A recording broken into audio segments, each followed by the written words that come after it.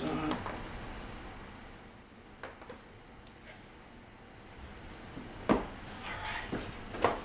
One more thing to get. This week on the Rutgers basketball story, an inside look at the life of a Division I coach. Game day with Eddie Jordan, back home from an NBA career and midway through his first season as Rutgers head coach. These are my snow Crocs. These are my all day at the office Crocs. So I gotta change out. Okay, let's do it.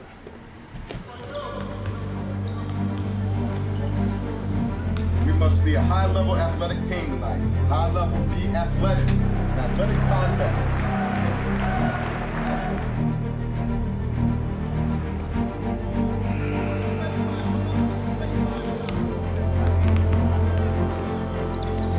Clutch basketball. Clutch basketball. Well, that's my question for you. Where do we dribble? Be strong. Stay with it. We can utilize everyone at 100% energy.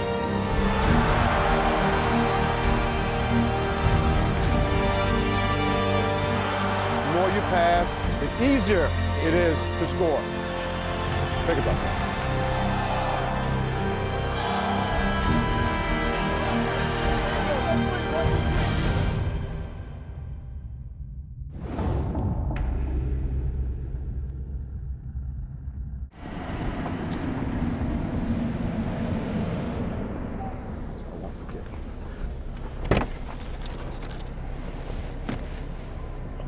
Everything's the same area, so I won't forget. We chose to live here in '99. I just come back from Sacramento after being in Sacramento for 7 years.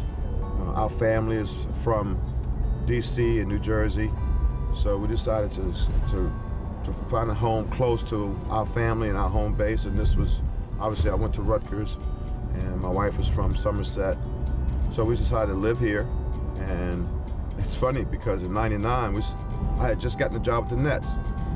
And we said, look, if we move back here, we could be right in the middle of, New Jersey, Philly, Washington.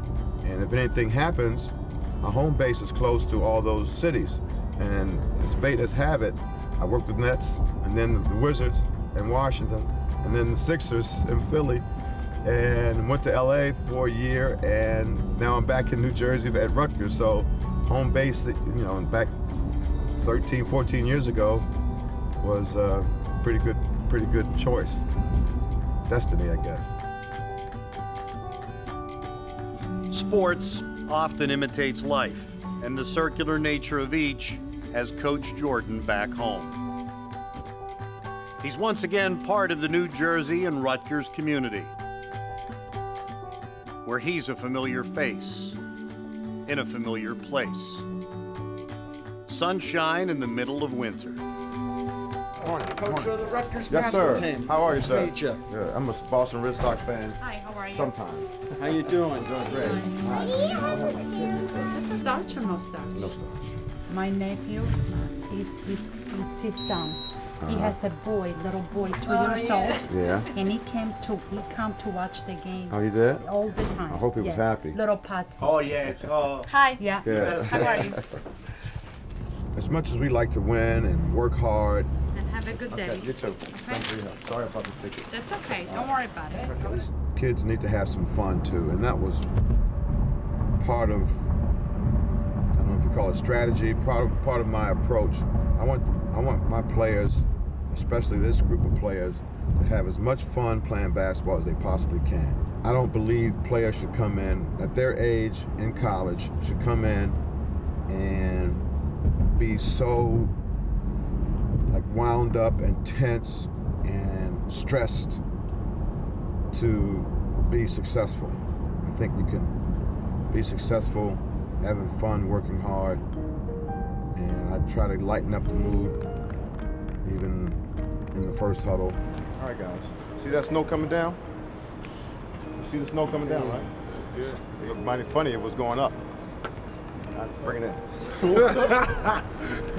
Yo, Coach, you gotta stop with them old jokes, man. Yeah, some days I'm really into it and intense, but for the most part, I like to have them be happy, enjoying themselves, enjoying the experience playing college basketball. Seen the Hunger Games, Coach? Yes, I have. That's what you was whistling just now? No. Matter of fact, I probably slept 90% of it. We would have enjoyed it a whole lot more if we had a better record, but in the meantime, on the journey, I want them to enjoy the journey.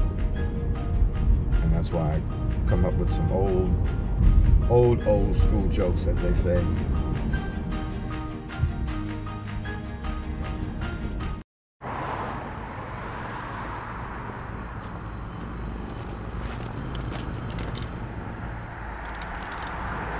Shouldn't take that long to cut my hair. Got 2:30 shoot around. Got 1 o'clock coaches meeting, so give the coaches. Shoot arounds at 2:30, and then eat, and then chill, wait for the game. I won't go home. I'll just stay at the gym. Okay. I'll stay in my office and just stay there and get ready for the game. What time the game starts? 7. I asked one of my players, we were in a discussion. I said, have you heard priests come out at night? He says, no, who's that? Are you for real? It seems like there are different life cycles in your life. You know, you have your college experience, you have your NBA experience as a player. Then for me, I was a college coach. I learned to be a college coach. I learned to be an NBA coach as an assistant. And now, 25 years later, I have been a head coach 3 times for 3 different teams. You take all the experiences that you've learned, what was good, what was bad, do you want to really emphasize, what means more to you, what are your principles? And as you teach from that aspect, you think about, how can I teach this group of guys? How can I teach this one individual?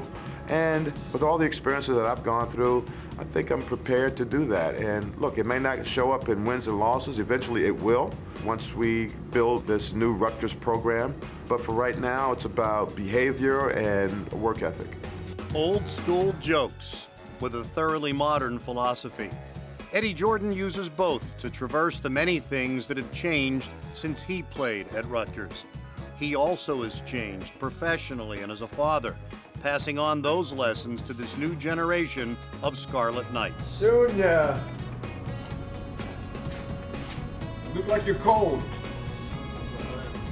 Huh? You all cold? How you doing? This is Junior. For E2 to the 10. Junior E2. This is my buddy right here. Hey, why you got your hat on? Let's get one more time. I gotta just mention something to him. Come on in, Miles. And look, when you enter, if you have a hat on, and anytime we're together, or even if you're individual, when you come into a building, take your hat off for me, please, okay? It shows you that you're a gentleman, okay? So don't wear your hats inside a building, wherever we are, okay? All right, just make sure you got a good haircut, all right? Not like mine. All right. Where you going? Tutoring? Yes. Good. Get some rebounds tonight, will you? Come on, get in.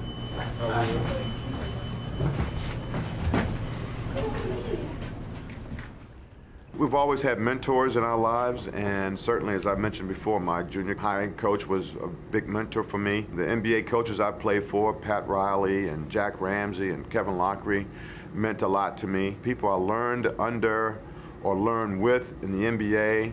Pete Carrill at Princeton, I've got to learn a whole lot of my basketball philosophy under him. How should we warm up today? We're just gonna shoot, draw and kick. Oh, I got it, 3 lines. The dude's got to be in the circle, the white shirt. I don't think we could come off the cutter. Snap back. It was a hard cut.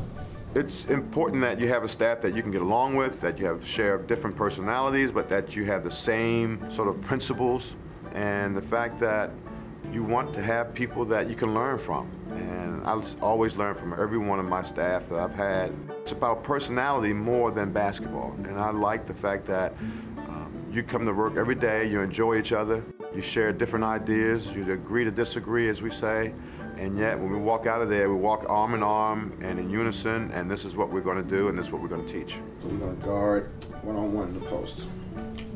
Each one of the Rutgers coaching staff started playing basketball because they love the game. As coaches, that love has grown. They take care of so many details, little things to worry about behind the scenes, all before having fun with the team. It's game day.